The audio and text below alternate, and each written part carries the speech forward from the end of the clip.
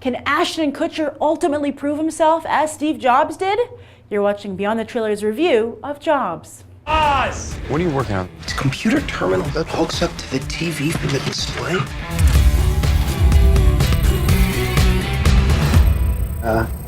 Steve? Wow.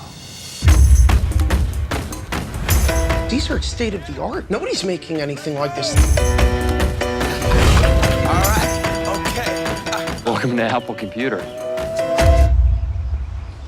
Is this everything? Startup.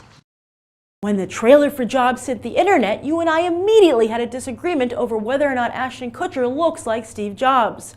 I said hair, makeup, and glasses weren't enough, citing huge differences in their facial structures. Kutcher is round, whereas Jobs was angular. We would have the same argument just a few weeks later for Saving Mr. Banks, and neither is resolved, leaving it up to the critics, the box office, and award season. But just because Kutcher views himself as a player in the internet industry, he does invest heavily through his company Catalyst Media and the likes of Skype and Foursquare, doesn't mean he can play one on the big screen. After all, just because you have a Daniel Day-Lewis level makeup team doesn't mean the talent will follow. And of course there's a matter of the script. It's a first-time script written by the corporate communications director at Five Star Institute, who also happens to be the son of its founder, Mark Holm, who is personally financing and producing Jobs, his first film as well. And because Holm was brazenly acting outside of the Hollywood system, he beat Sony to the punch, who had acquired the rights to Steve Jobs' official biography and had legendary screenwriter Aaron Sorkin working on it. No recent word on if that project is still moving forward. But speaking of Sorkin, his The Social Network might have featured Justin Timberlake as internet mover and shaker Sean Parker, while the interpretation drew praise, it certainly didn't paint Parker as the kind of guy who'd have a $10 million Lord of the Rings themed wedding in Big Sur, which he did in June. The pics ran in Vanity Fair and invited criticism as Parker didn't bother to get permits to dig up the forest floor for a pond, stone bridge, and an elevated dance floor, among other lavish details. Steve Jobs was no saint either, and at least the trailer for Jobs hints at exploring his darker side. So does Jobs have artistic integrity, or is it just another self-indulgent act by a very rich man? The first 15 minutes of this movie are excruciatingly bad. I mean, I got really nervous about what I was in for the entire 2-hour running length. It was as if all my worst fears of the film were realized, and it felt like a bad SNL sketch that wasn't even trying to be funny. But then, for some reason, the movie did a complete 180, and it actually ended up being pretty darn good. I had a good time. I mean, it's not The Social Network by any means, but it's certainly on the level of a very good HBO movie. And I felt that I learned a lot about Apple computers and Steve Jobs. And on that note, Ashton Kutcher really pulled this role off.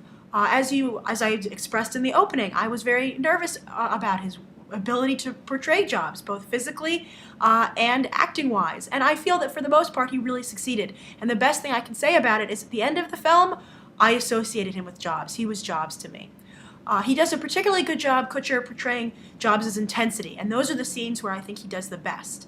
And when the movie starts to give Jobs a purpose and a goal of building this company and being a creative genius and realizing his vision, I think that's what gave the film the 180, and I think that's where Kutcher really shines, and why he didn't do so well in the beginning, where Jobs is more lost and trying to find himself. I think that Kutcher just couldn't portray those emotions very well. Also, physically, I think Kutcher had a lot of problems portraying, for instance, Jobs apparently had a very unique walk, and while it worked okay in close-ups, whenever they showed it in a wide shot, it just seemed forced.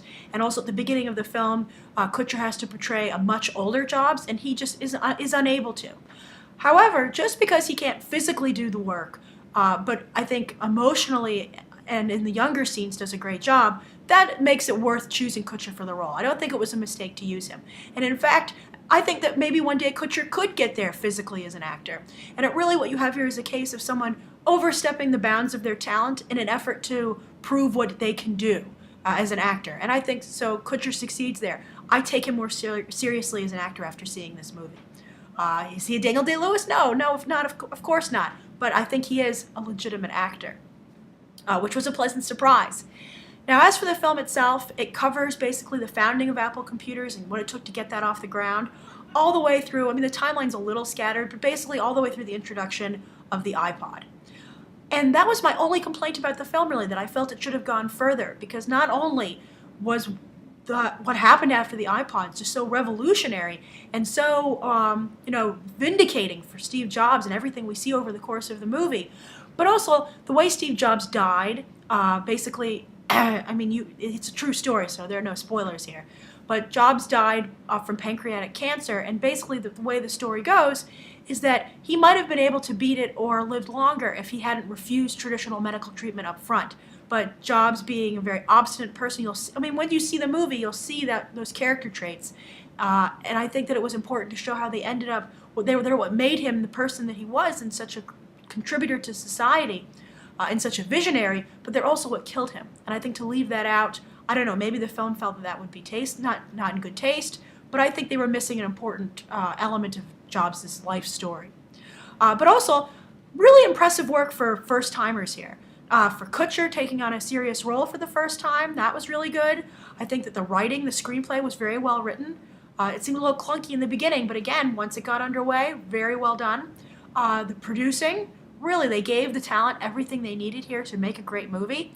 And also, I would say the director. This is only about his third film. The biggest film he's done is Swing Vote with Kevin Costner a couple years back. But that's also very well handled.